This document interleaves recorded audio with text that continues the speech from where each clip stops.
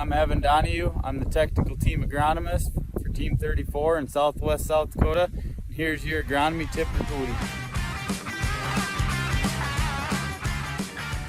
So sudden death syndrome is a soil-borne fungus that infects the plant early on, typically as a seedling, and generally doesn't show up in the plant until the reproductive stages.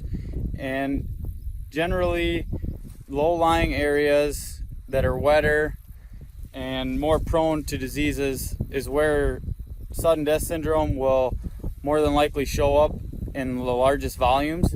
So sudden death syndrome generally starts out as a yellow spot on the upper leaves, and as it progresses it'll turn into intraveinal chlorosis throughout the leaf structure.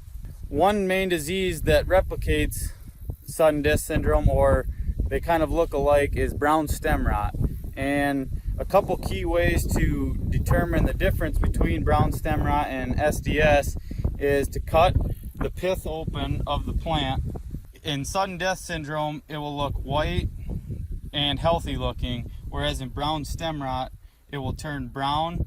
And another key way is the leaves on brown stem rot will generally stay attached to the petioles, whereas in sudden death syndrome, if the pathogen gets bad enough, the leaves will actually fall off completely.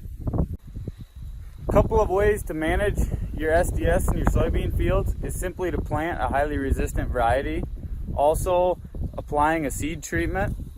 And always a good management practice is to keep your crop rotation strong. Putting corn in after, maybe another small grain before you're doing another crop rotation of soybeans.